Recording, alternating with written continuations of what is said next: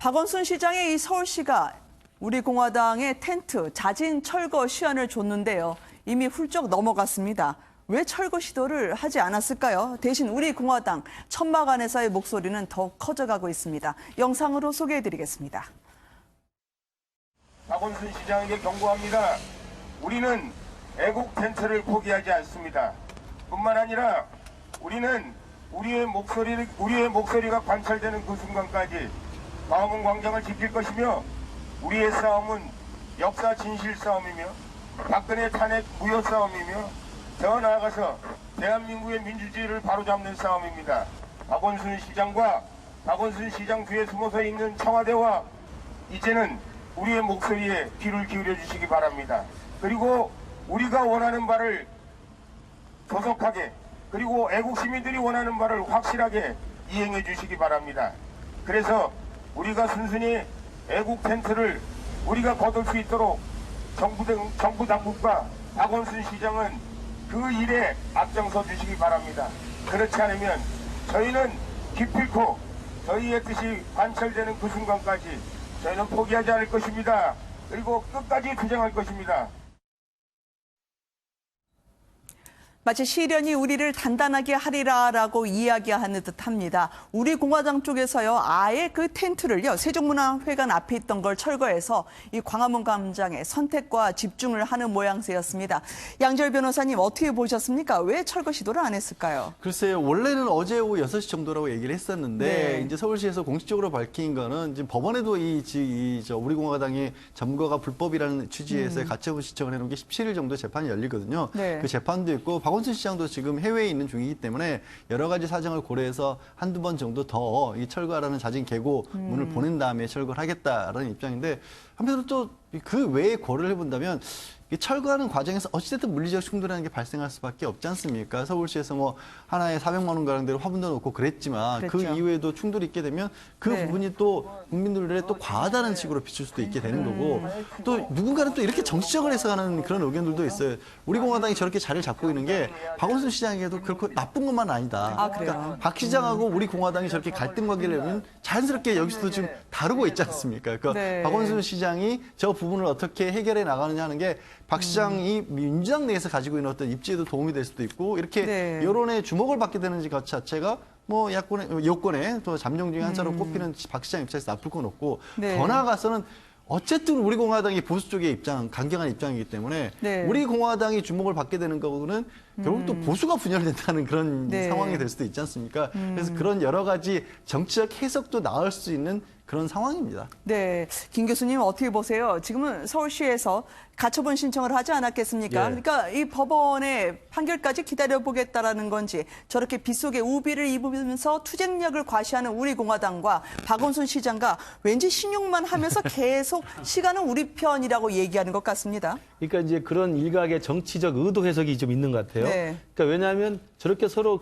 그야말로 주거니 받거니 또 철거하면 또 다시 텐트를 치고 텐트 치면 또 철거하고 이렇게 하는 것이 핑퐁 게임을 하면서 대한애국당, 그러니까 지금 우리 공화당대로 언론의 관심을 받고 국민들의 네. 주목도가 높아지고 있고요.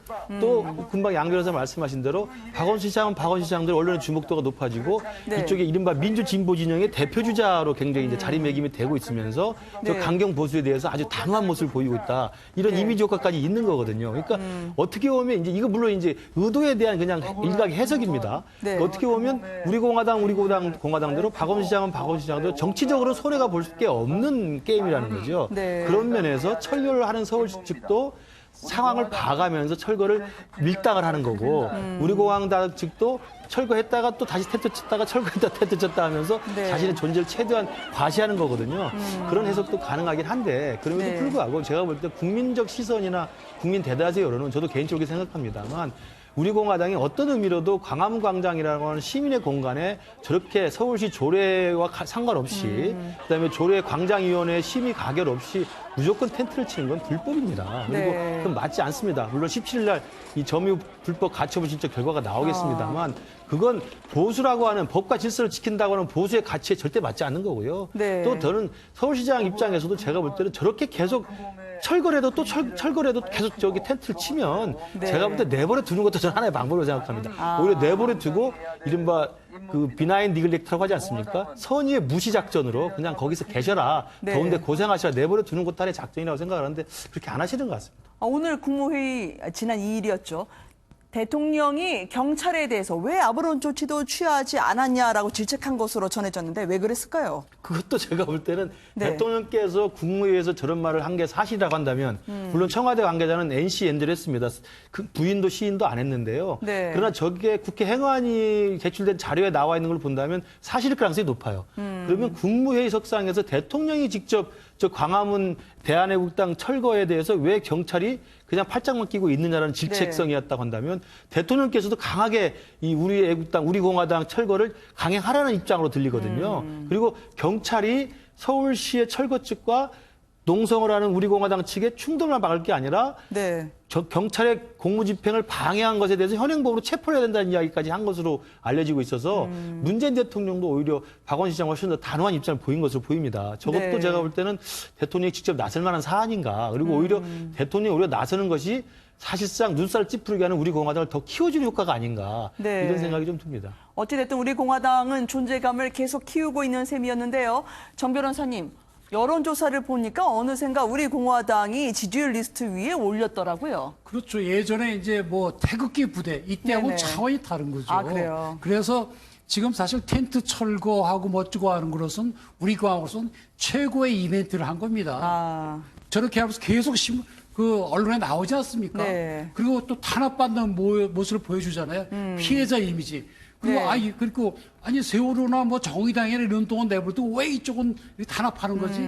이런 또 그 동정심도 불러일으키고요. 네. 그리고 아까 말씀드린 대로 박원순 수장하고 우리 공화당이 둘이 붙으면 제가 볼 땐 체급이 박원순 수장이 조금 위인 것 같거든요. 네. 그러면 이득은 우리 공화당이 가지는 거죠. 그게 지금 이번에 최초로 여론조사에 들어갔다는 거 아닙니까? 그랬더니 네. 1.5%가 나왔다는데 통계조사 전문가들에 의하면 그중에 0.5%는 자유한국당에서 넘은 것으로 보인다. 네. 이렇게 보거든요. 그렇다고 한다면 사실 저 텐트 저 투쟁은 성공을 한 거죠. 정치적으로는. 네. 그것이 법에 어긋나거나 뭐 정치 도의는 둘째치고.